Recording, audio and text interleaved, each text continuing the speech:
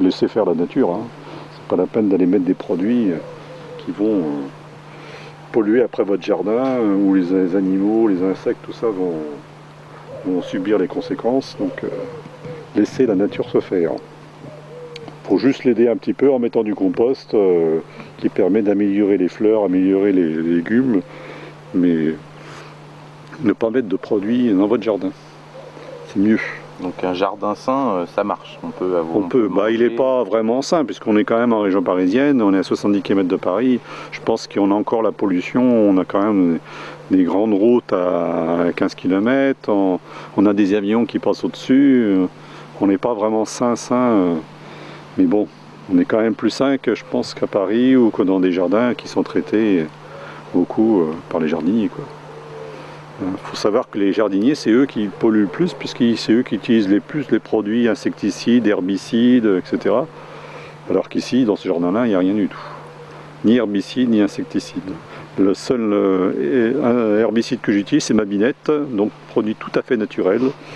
Avec de l'huile de coude, on peut se débarrasser des mauvaises herbes sans problème.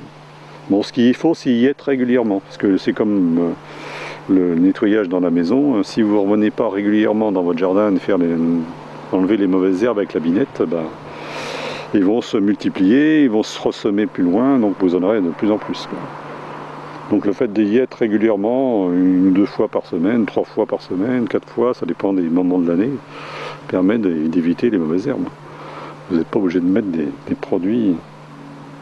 Bon, ça demande du temps, mais quand je travaillais, j'y étais que le soir de temps en temps. Maintenant que je suis à la retraite, ben, j'y suis un peu plus souvent.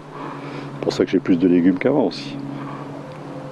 Avant j'avais moins de légumes, je prenais moins de temps pour le faire.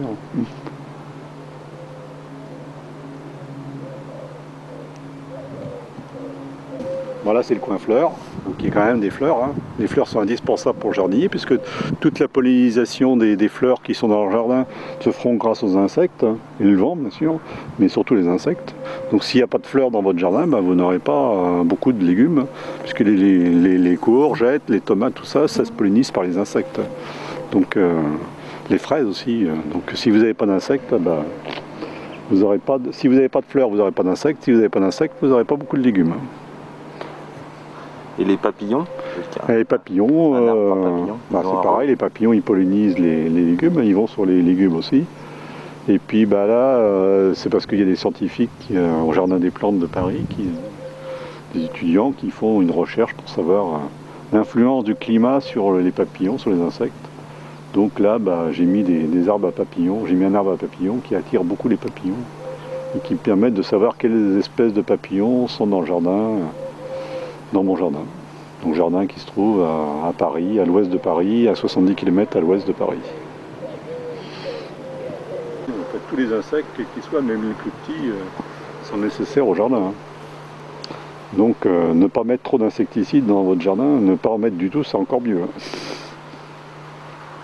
Et les fleurs, ça a une fonction autre qu'esthétique? Alors ça c'est des soucis, puis ça c'est des œillets d'Inde. Et ces soucis-là et ces œillets d'Inde permettent d'empêcher la maladie de venir sur les tomates. Donc il y a un pied de tomate, un œillet d'Inde. Donc des soucis sont venus tout seuls, je ne les ai pas semés. Ça fait des années que j'ai des soucis et je ne les ai jamais semés, ils sèment tout seuls. Donc un œillet d'Inde, un pied de tomate, un œillet d'Inde, un pied de tomate, un œillet d'Inde, un pied de tomate. Donc ça décore le jardin et en même temps ça permet d'éviter les maladies.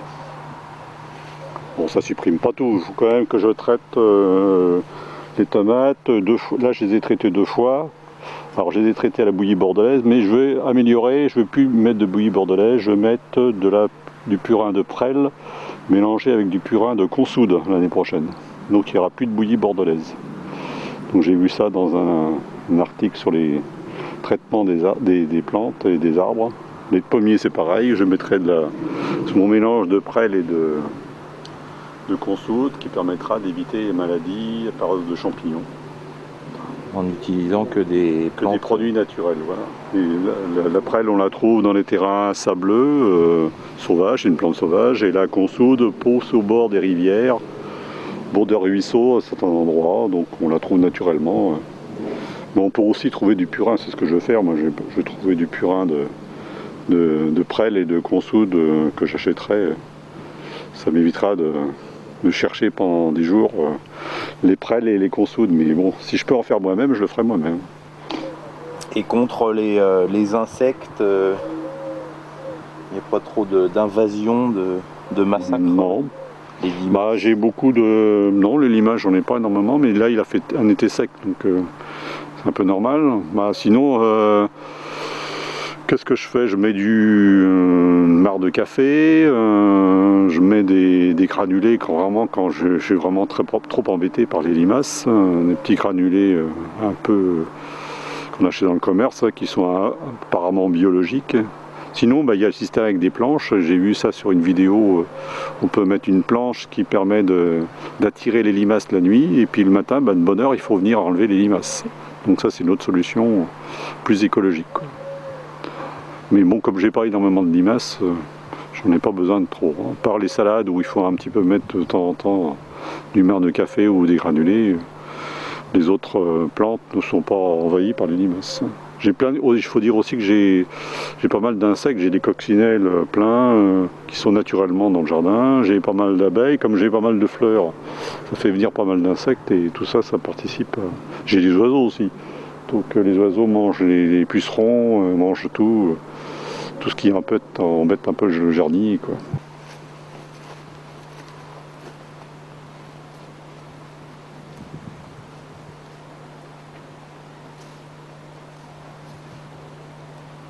Ça c'est de la tanésie.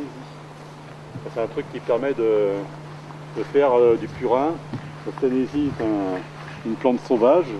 Donc là j'ai été la chercher sur le bord d'une route ou le bord d'un chemin. La tanésie permet de faire du purin qui permet de faire comme le purin d'ortie, de traiter. Donc ça donne de l'engrais, ça donne de la vitalité à la plante, ça lui permet d'éviter d'avoir trop d'insectes, surtout d'éviter les maladies comme le mildiou. Donc un traitement naturel fait à partir de plantes qu'on laisse simplement macérer dans de l'eau. Il suffit de couper des branches, même les fleurs, vous les laissez tremper dans l'eau et puis vous avez un purin qui se fait et qui vous permet d'arroser. Donc attention, il faut diluer le purin, il ne faut pas le mettre pur, sinon ça peut être nocif pour la plante, hein. C'est trop fort. Vous mettez un dixième de purin d'ortie, de purin de tanésie avec de l'eau. Mélangez tout ça. Donc la tanésie, la consoude, la prêle et l'ortie sont les 4 plantes à utiliser pour traiter dans votre jardin, qui sont des plantes naturelles sauvages.